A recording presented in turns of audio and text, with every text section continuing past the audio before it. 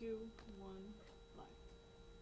Good evening and welcome to Freedom is a Constant Struggle with your host, Key Lunyasha, and my guest is Leroy Moore Jr. Hey, Keelu, how you doing? It's great to have you here. Oh, it's so I'm great so to happy. see you. Yeah, Finally. and I'm having trouble finding your bio, of course. We're sitting up here talking and running our mouths, and then I forgot to open it. Okay, here we go. Because you have quite a bio. Leroy is founder of the Crip Hop Nation and co-founder of Sins Invalid, is an activist, writer, poet, rapper, feminist, I love that, and radio programmer. Moore wrote for Ideal magazine and since the 1990s has written the column Illin' and Chillin' for Poor magazine. His books include the Spoken Word CD, and his upcoming book is a children's book, Black Disabled Art History 101, that will be published by Sochiti Justice Press. Moore is a leading activist on issues of wrongful incarceration and police brutality against people with disabilities.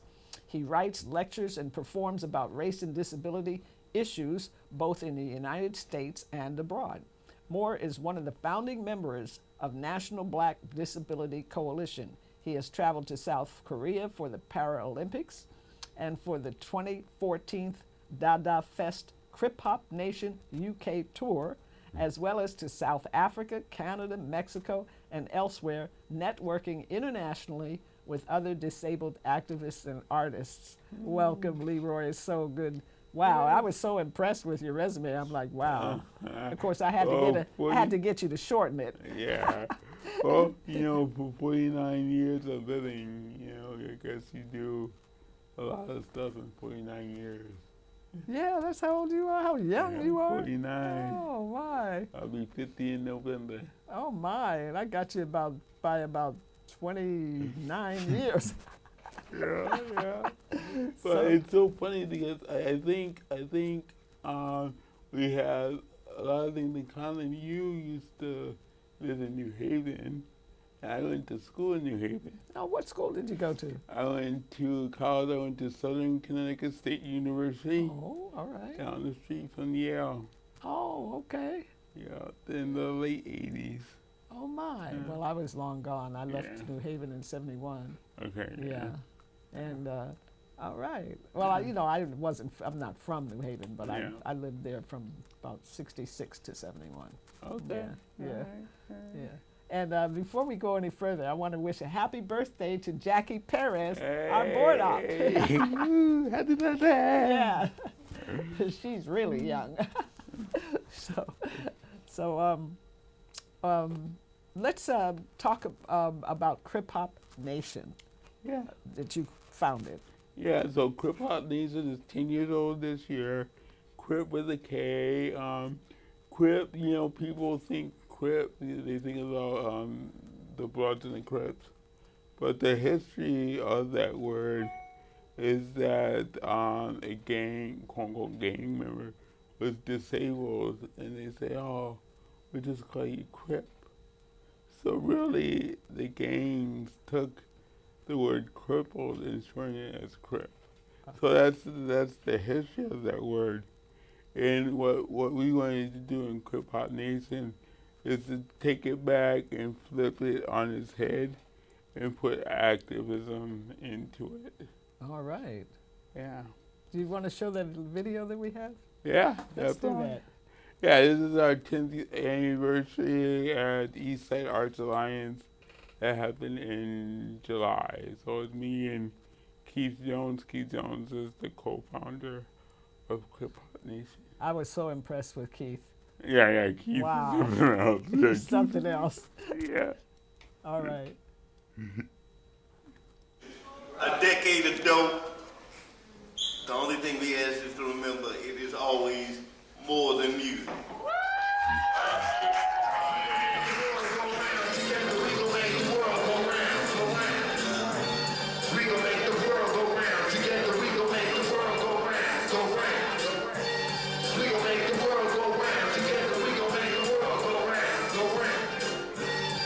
Been calm before boy. I used to be a queen, you know, on an island by the sea, with rainbow-colored people, happy as can be. Lies is in your eyes, the look of lies that disguise you apply once a year for people like mine. I am so proud of this little book that I did, thanks to Poor Press, and because I am a survivor of a learning disability, and after losing all that we owned, all the money, that meant eating cereal with water, and having to listen to my mother be scrutinized by her sister. She was wild and loose and untamed in her youth, always attracted to the bad boys in the neighborhood. Too bad she didn't realize or believe that she was the prize. My first 2 years of school, I am almost at my goal to graduate. Instead of empathy, you just made it move like me. You're a darling of emotion, and I hate you. Past I know him. memories of hope and happiness. We give, we gather. The music of ourselves. We give. Hours of our lonely tears. We gather.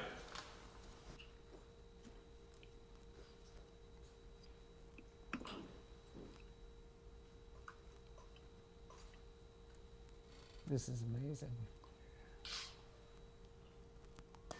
I rolled around in my power wheelchair with my head held high and knew I was God's child, blessed with promised. But the vision that I had of myself was not always reflected back in the eyes of others. So hip hop brings that history back and really teaches, the hip hop arena about our history, about our culture, and about our struggles and about our activism. We gon' make the world go round. Together we gon' make the world go round.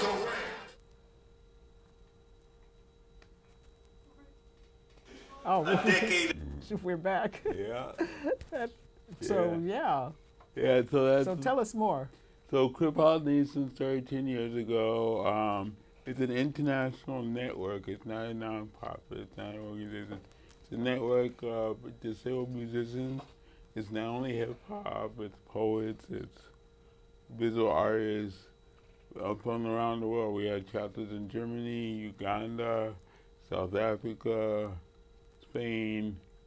And the reason why I put it together is because, I love music. I've loved music since the blues. The blues was my love. And when I was younger, I used to go downstairs in my father's and my parents' basement. I used to go to my father's record collection, and he had a huge record collection. So I picked out one, and there's Blind Willie Johnson. I picked out another one. There's Robert Winters. Robert Winters had polio, was on crutches. Picked out another one. There's Walter Jackson, another soul singer on crutches. I was like, wow, all these black disabled men, and I didn't know. Nobody taught me in school. So my father's record collection really put the seed in my question of race and disability back then. All right. Singing a lot of black disabled men that were in music, in the blues and the soul, and not learning about that in school. So that's the roots of Crip Hop back to my youth. And our first public was on KPFA. We had a show on KPFA.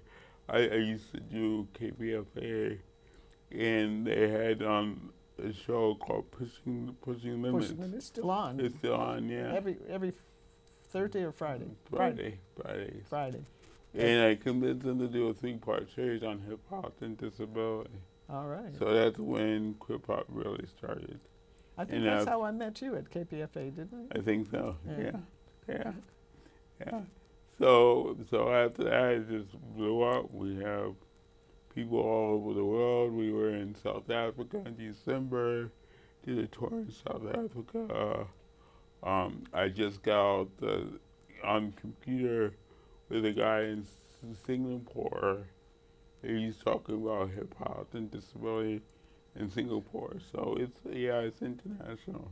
Wow, that's wonderful. Yeah, it is. It's more about advocacy and education than really about, of course, about music and hip hop, but me and Keith are activists, so we really wanted to keep it as an activist and educational form. Right. Yeah.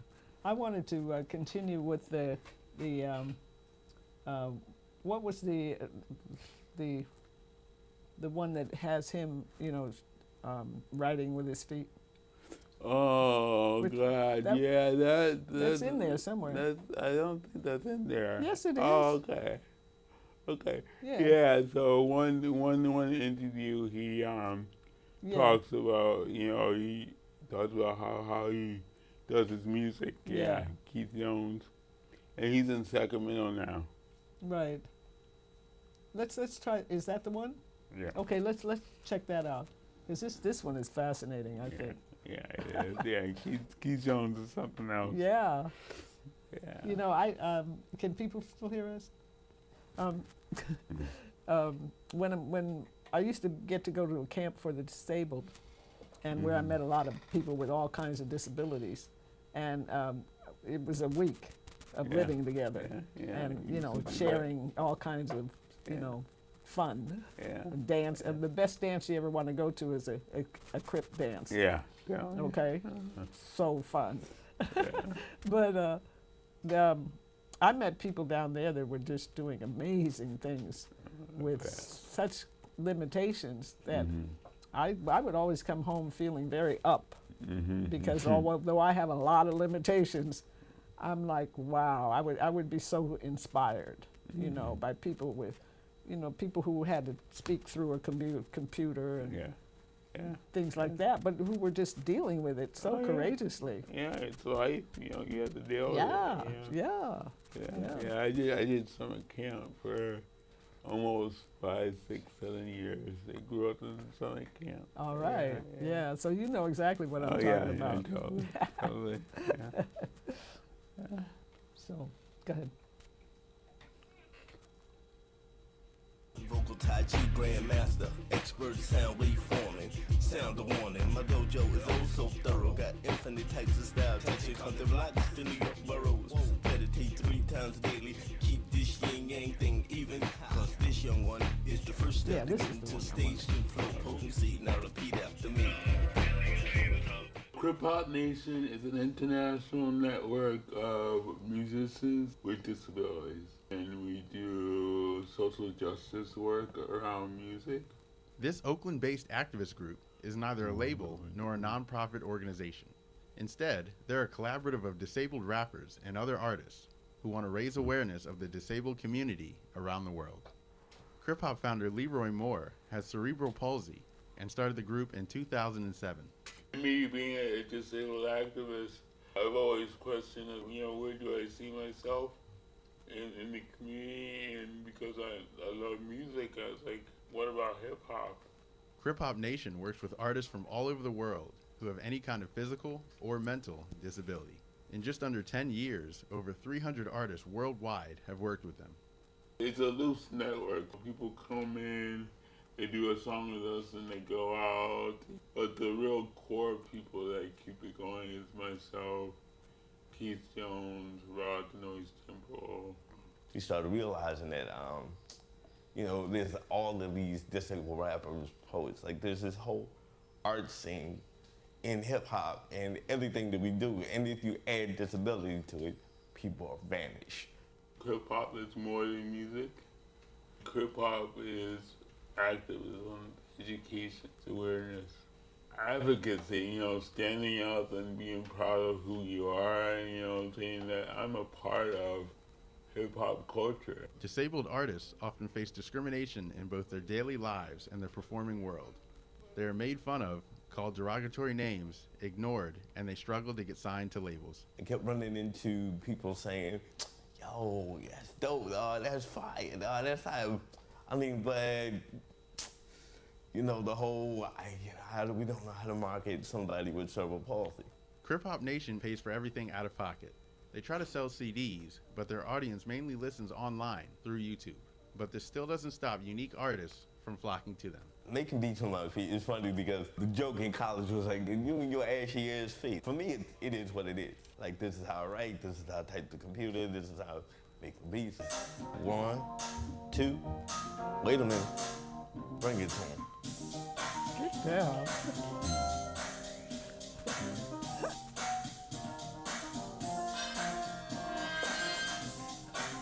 I can do anything, any style, any way, and kill it. So that's the evolution of making beats. It's sampling, it's playing it, it's hearing the clip in the movie that's buried way in the back. Like, you chop it up, you spin it, you make it dirty, you pull it back out, you buff it up, and it's fun. It's a release. Clearly, I haven't made millions of dollars, but real artists don't do it for the money.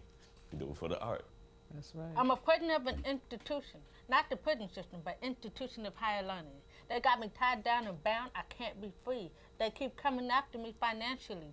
Even with the degrees, jobs and businesses don't take me seriously. They look at my resume and toss it to the side. Crip Hop Nation doesn't only focus on hip-hop musicians. It also includes spoken word artists. What's the difference between poetry and spoken word? Well, poetry, anybody can write a poem. Spoken word is the performance of that poetry, how you deliver it. Joy Elon is a spoken word artist, poet, educator, author, and member of Crip Hop, living in Oakland, California. So I was born with a hearing loss. I had an umbilical cord wrapped around my neck. I can hear without my hearing aid. It's just not very clear, so it's like a person with glasses. Just because you wear glasses doesn't mean you're blind. Throughout her life, she always gravitated toward writing and fully embraced it in college. Poetry is my way of expressing myself in a quick way. It's therapy. I don't have money for a therapist. It's easier for me to get a pen and some paper and just write it down.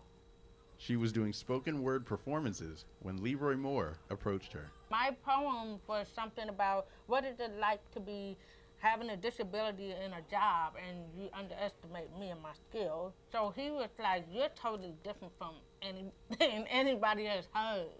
She joined the 2013 Crip Hop Nation tour, where they performed in San Francisco, Oakland, and other parts of the Bay Area. Working with Crip Hop, it brought a group of people with disabilities together and just a way for us to be activists in our work. Crip Hop Nation members continue to advocate for disability rights and are gearing up to celebrate their 10th anniversary by releasing a new, yet-to-be-titled CD in January featuring the group's greatest hits so far. We'll just do our thing. We will educate the community on what we do and how we do it. I mean, music is music no matter what. Right on. Okay, thank you. I really like that. Nice. So it's been 10 years, and Crip Hop is doing it. We're gonna go to Boston in October for our first U.S. festival. Because we didn't on festivals in the UK and Canada and South Africa, but we never did on a festival in the U.S. So Keith Jones and I are going to be in Boston in October. All right. Yeah, I wish I could go. Well, we're gonna film it, so hopefully we'll be Yeah. back and show it. Yeah. Now, you've been actively involved with police brutality issues. So talk about some of that. Since the 80s.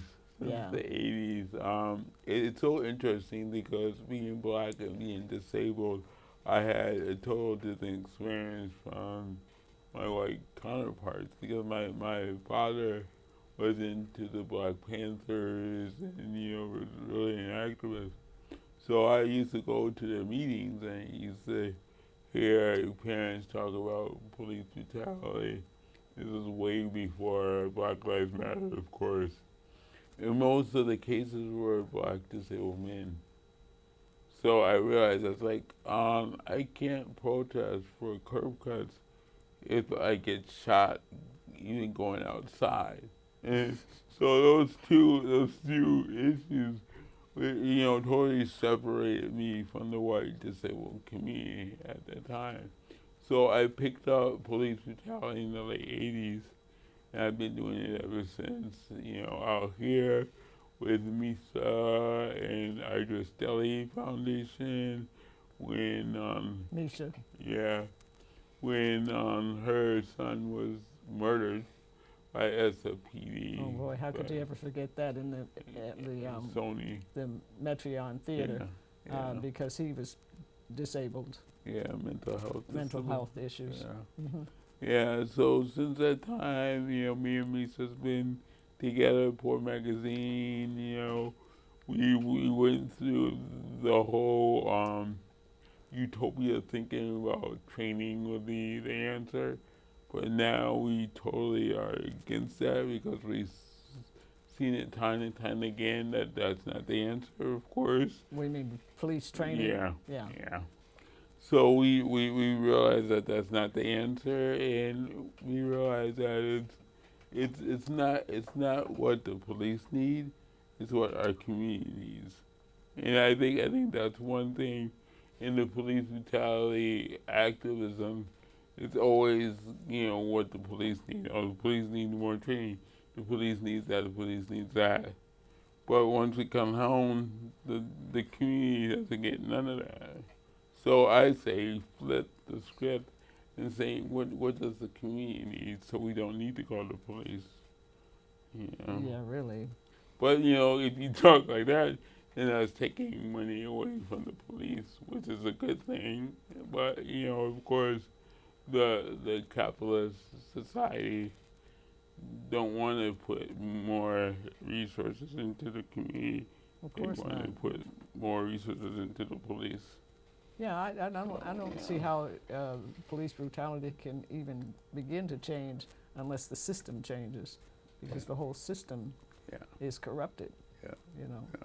And as long as you have the level of corruption that we have, what's going to change? And the level of racism, which is now being exacerbated again with the arch racists that are in the White House now. Yeah, exactly. So and ableist. Yeah. I mean, making fun of the disabled. I mean, what does that pretend for us? Getting ready to gut Medicaid. Yeah. So trying to weaken the ADA. So but he's not the only one. Obama tried to weaken the ADA. We try to have a utopia. Let's let the viewers, in case they don't know what we're talking about, the ADA. The Americans for Disability Act was passed 27 years ago in 1990. Yeah. And folks fought hard for that. And I'm sorry, but I have to stick up for the ones who fought hard because, I wouldn't be able to get on buses and if it weren't for the Jane Jacksons and that fought hard for wheelchair access and curb cuts and so on. And so the Americans with Disability Act, of course, actually benefited lots of people because strollers and people carrying the bags and everything benefit greatly from curb cuts and elders and everything and bus access and So the bottom line is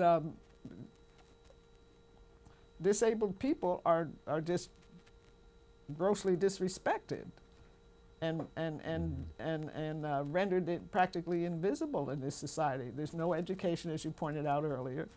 We don't learn anything about our bodies or disability in schools. It's very hard, and from what I understand, DeVos, this new education secretary, is really going to be death to poor people and disabled people, kids, because she's planning charter schools and privatization, and that will render us really in trouble.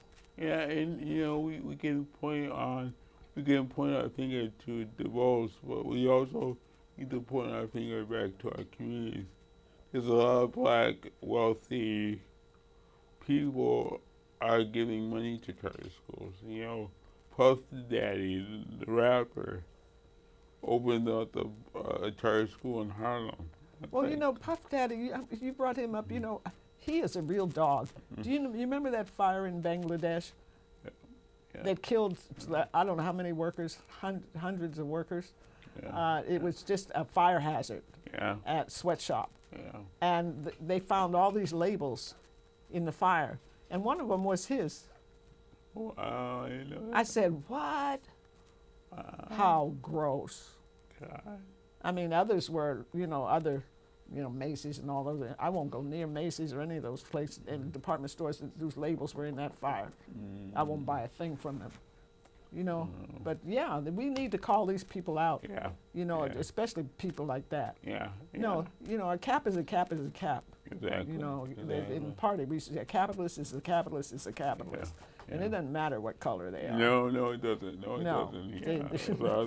Listen, even Malcolm said, if your pocket is going to get picked, it doesn't matter what color the hand was that picked it. You're still going to be out of your cash. Exactly. Okay. Exactly. So, yeah. And we just witnessed a president that pacified us for 8 years, and we see how much change came about from his color. So we need to stop worrying about so much about color in terms of expecting people to act right. Exactly.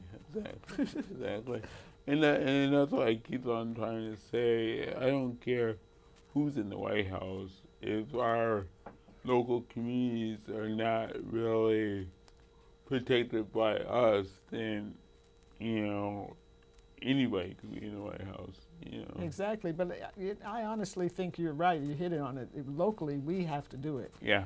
We have to, think globally and act locally. Yeah. We really have to take care of our communities and get active and organize. Yeah. And that's what you're doing. Well, I'm trying to do it through my music, because of course nowadays I can't get to a rally, but I think there's other ways of protesting that you don't have to be physically at a rally. I know, but I can't physically go to rallies anymore, rarely, unless I have somebody to accompany me. So it's difficult, but I still manage to educate, deliberate, and keep studying and doing this show as an activist. Exactly. Cause I'm sure not getting paid. I hear that. So, So let's talk about racism in the disability community, as well as ableism in the black community. Oh, Keely, I can talk for days about this. Okay, well, we've got some time. Yeah, okay, we got some time. All right. The disability rights movement, although they gave us 504, the Rehabilitation Act, and the Americans with Disability Act, and all that stuff, it started with white middle class parents. I think that's why my mother never got into the disability rights movement, because of that lack of cultural competence, So it started out with white middle class wealthy parents, then white disabled middle class, people. So the disability rights movement never really dealt with the racism, during the 504 sit-ins, and I know the stories like, the Black Panthers, did food for the 504 sit-ins. Everybody knows that story, but very few know about the late Brad Lomax in the Bay Area that was a part of the Black Panthers and disabled, and he tried to open up a black CIL in East Oakland. Oh, You know, Center for Independent Living. Yeah, and it didn't last. But he was trying to do things for black disabled community at that time. So yeah, we do have our ancestors that tried to do a lot for black disabled people, but it was always squashed by the disability rights movement and white leaders at the time. Oh. So that's why I think that's why we have a lot of separate issues from the disability movement, like police brutality, like incarceration. Black disabled men incarcerated. The school to prison pipeline is directly coming out of special education. And who's in special education? A lot of youth of color, a lot of male youth of color with disabilities. So they're being segregated into special education and going right into the prison line. Right. So these are the issues that are happening in our community. Of course, we benefit from independent living services and Americans with Americans with Disability Act. But I think now it's really time to restructure what our disability organizations are doing, especially in the height of police brutality. I think a lot of black disabled young men need to be taught about issues of police brutality, issues of disability in police, and I don't see disabled organizations doing that work. Like you said in my bio, I'm one of the members of the National Black Disability Coalition. Me and Jane Donovan and other people founded that organization because there was no national organization for black disabled people. And we started back in the late 90s. And it's just incredible that there's not one national black disabled organization except what we started. Knowing that black people had the highest rate of disability, had the highest rate of special education, has the highest rate of prison, has the highest rate of police brutality. Over 70% of all police brutality cases are people with disabilities. And most 70%? Yeah, I think it's 70. But what's out there now says 50. But I think that's very low. I think it's 70 if you include people that has autism and other disabilities, and it goes up. What's out there mostly now? with mental health. Yeah, what's out there now or is autism. mental health. Yeah. But if you include all disabilities, especially autism now, right? Because I think besides mental health, there's a lot more of police brutality against black autistic males. Oh, for goodness sakes. Yeah. And the but thing... why does that not surprise me? Because, when you think about it, Nazism, the people think about Hitler and the Nazis killing millions of Jews, but they forget that they also killed all the disabled people, the gay people, anybody that didn't fit what they decided was norm. They tested the gas chambers on disabled people. They tested them on? Yeah. Oh, I didn't know that. Yeah, they tested on people with disabilities. This were the first ones. We're the first ones to be gassed. Yeah. Wow. So once again, that history is not known in schools and colleges. Although today we have disability studies in colleges, but still, that kind of history is not taught, you know. No, for sure. Yeah. Well,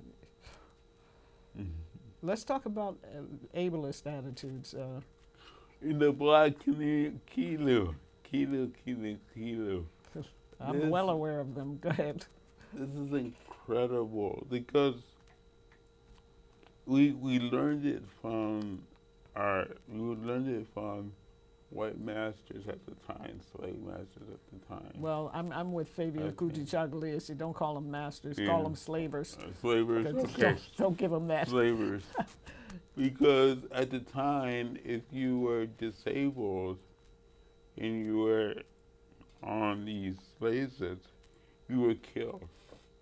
You know, so at the time, slavers taught their workers about having a healthy body. If you don't have a healthy body, then you're dead. You're dead. There's no great, you know. It was, yeah. So forget you. You're yeah. not, you're worthless. Exactly. Mm-hmm. So that kind of teaching, I think it's still ingrained in our black community to not see disability. It's like you gotta overcome it. So if you overcome it, you're not being really educated about it. Then it's okay. You overcome it. You're now I can talk to you. So the black community has never got the disability education, the disability awareness, the disability arts and culture that we have now. Disability rights has never really got into the black community or people of color community. Well, I don't think it got into the white community either. Well, I think especially now, as you see, a lot of organizations, disabled organizations, are, I have to say it, run by white disabled people. Well, why is that? You know, why is black disabled people still have the lowest because rate of racism services? is alive and well across the board. Exactly. They have the privilege, the white skin privilege. Exactly. So yeah, naturally they're going to get the jobs, and in fact, when I was hospitalized way back in the 70s, and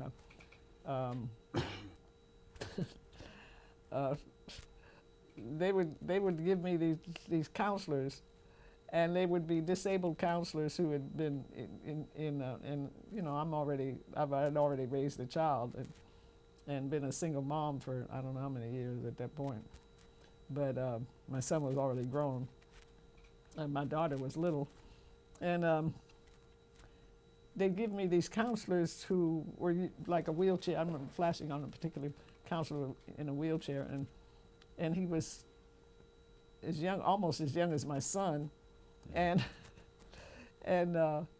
he had become disabled and was using a wheelchair now. So they gave him this cushy job, really, so he could remain in his class, right?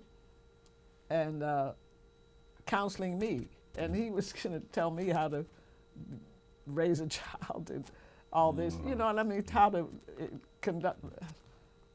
to be a grown woman, single mom. I mean, really? Yeah. You feel me? Yeah. So I know exactly what you mean, but that's the norm. I mean, whites look out for whites, and they don't give a damn about blacks generally, with exceptions noted. So, you know, racism is definitely alive and well, and it's going to apply to able-bodied blacks as well as disabled blacks. And then if you add the prejudice that goes, you know, the ableist prejudice on top of the racism, then obviously we get a double whammy. Yeah. And with me, I get 4 now. Okay. Okay, because I just discovered the latest one, being elder. Oh boy, is that a humdinger. But you know, the invisibility of being in a wheelchair. Yeah. It's amazing how invisible you can be rolling around Yeah. in a wheelchair, conspicuous as hell. But, but you know, I mean, it is what it is. You know? It's just interesting that, I tell you a little story that when I was younger, I think I was like 7, 8 years old. 3 of my friends went upstairs to my bedroom for a whole month. This was way before computers, and did a letter campaign to all the black leaders at that time. This is like 80, 85, 84, 83. And we wrote, Jesse Jackson, Urban League, NAACP about why that there's no black disabled people anywhere, especially with the Urban League and NAACP. We got foreign letters back saying that there's nothing out there. From black people that have PhDs telling us that there is nothing out there. What do you mean nothing out there? Nothing out there. It's like, the foreign letters is like a paragraph long saying, dear such and such, we have found nothing. There's nothing out there around black and disability issues and blah, blah, blah. And this was in high school, like early high school, in the early 80s. So, from our own organization, from our own people. And what did you say in the letters? I'm confused. We got together. We got together because we didn't see ourselves. We didn't see ourselves on TV or anywhere. So we wrote letters saying, hello, Dr. Such and such. We are black disabled young youth. We haven't seen black disabled people on TV or in your ads or anywhere. And we said, do you have anything around black disabled people in your organizations or in your speeches or on TV? And so they just said, no, we don't. We No, yeah, no, we don't. And then they weren't going to do anything about it or remedy it. No. Right, because they didn't give a damn. Yeah. Oh, yeah. Yeah. For sure. So it's interesting now that with all this police brutality stuff, mostly on black disabled men, one organization that always, charges out is the NAACP, but they had nothing. They had no clue around disability. Right. So it's like, how can you? Because we're invisible. Come out and talk about us without us, Because we're invisible. Yeah, exactly. Well, let's show some folks that are not invisible, who are protesting Defiant Lives, the official trailer. This is a goodie to show that we're not going to take it sitting down. No.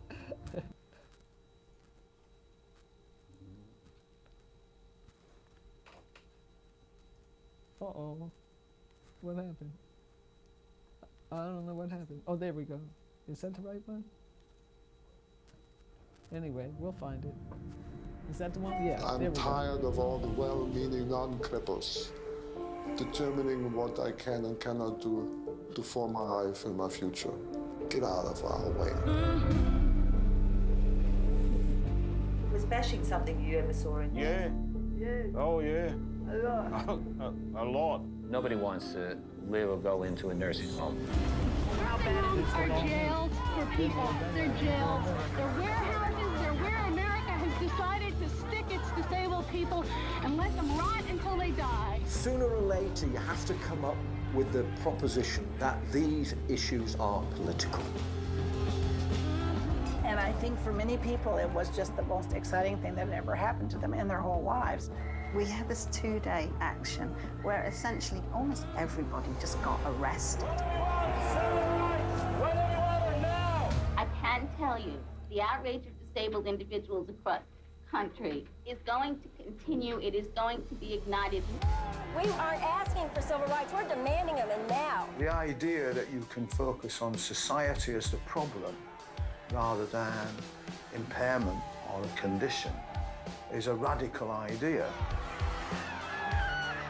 There's this famous catch cry on disability, and it's nothing about us without us. When we're involved and included in change, that's when good change happens.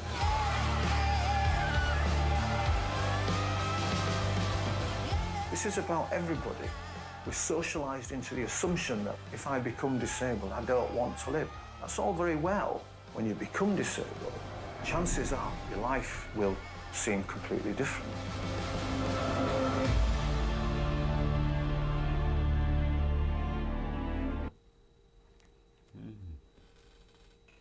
Yeah, yeah. And I guess the film director is from Australia. Yeah, which is kind of interesting because I looked at the whole movie. Oh, you saw that film? Yeah. Oh. And I didn't see any indigenous people, and that really shocked me coming from Australia because they have a huge number of the indigenous The Aboriginals. people. Yeah. Yeah, Aboriginal. yeah, but they're also very racist against the Aboriginals too. Yeah. But Aboriginals had disabilities too. So, Oh, that's right. Yeah, so it's although I like the film, it needs a lot of work when it comes to race, of course, once again. Right. Yeah, to be more inclusive. Yeah. Yeah. Well, Yeah. for sure. There was one more thing I wanted to definitely cover with you, and that is your children's book. Yes, thank you. Yeah, thank you. Black Disabled Art History 101. Yes. Talk about that. So it's coming out in late September, and thank you for the press. The press is really a godsend. They approached me to make this book. I have a poem called Black Disabled Art History 101 because once again I wanted to put that history back, onto film, book, and poetry and stuff like that. So after they heard me read that poem, a couple of months after, they said, "Oh, Leroy, can you do a children's book on Black Disabled Art History?" I was like, "Oh yeah, I can." So the children's book covers music. It covers music from blues to art to blues. It also covers visual artists. We have one of the grandfathers of graffiti art that was disabled back in the 70s, and he had one arm, and he was one of the first graffiti artists back in New York. So we have visual artists, we had dancers, going back to the blues all the way up to today. We have actors and actresses, and we have a lot of local artists. That's in the book. So, all right. Yeah, I'm really psyched about it because growing up in the 70s and 80s, I never had a book that really talked about Black disabled history. So I'm glad that this book is finally going to come out in September. I hope parents, yeah. All right. So how do people get it? Well, it's going to come out in late September. So after it comes out, people can hit me up. My email is blackcrip@gmail.com. And that's Crip with a K. Yeah, Crip with Black a K. Crip at gmail.com. Yeah. All right. And in the book event, it's going to be, I think, September 28th at the University of San Francisco. All right. Okay. November 28th. No, September. Oh, September 28th. Yeah, this month. At University of San Francisco, UCF. Yeah. All right. Great. Thank you. Yeah. I'm looking forward to it. Yeah, me too. You're in it. Oh, yeah, I know. Yes, you're in it. Yeah, and some of my artwork is at the Afro Solo show that's happening right now, and it's going to be there for a while. I think for a couple of months or maybe a month or two. It's at the main library in San Francisco. Oh, really? Yeah. Oh, good, good, Yeah. good. I haven't seen it yet myself, but I've got to get down there to see it. Yeah, it's so good to see. It's kind of a first for me. It's so good to see, you know, African American disabled artists. And we're running out of time, so let's give the event a plug. All Out to Stop Urban Shield at 1221 Oak Street. Tomorrow. September 8th at 4 p.m. Come out, because Urban Shield is bad news for everybody. Yes, yes, yes. Really, they're just, they're militarizing the police departments all over this country. Yeah. Terrible, just terrible. Bad Yeah, news. I'm gonna read a poem at that event. So come out and Oh, good. Can you read one? Can you share a poem with us? We got 2 minutes. Oh, 2 minutes. No, that won't work. No, no. Oh, okay. I need to be I ready. won't do it like that. Sorry. But any last words? Because we really don't have much. We got 1 minute. Yeah, I just want to say, you know, thank you, Kilu, for, you know, being, you know, an elder and a supporter, and you know, I want to thank all the Black disabled people out there that we lost this year, and yeah, just thanks for all your support. Thank you, Leroy Moore Jr., for joining me here on Freedom is a Constant Struggle. Thank Jackie Perez for a great job board hopping. We always make it very complicated for her. And thank you, viewers, for tuning in to Freedom is a Constant Struggle. And we'll be back on the 17th with Margaret Kimberly of the Black Agenda Report. Oh, good. Yes. Yes, I like so, that. yes. So all power to the people, and free them all.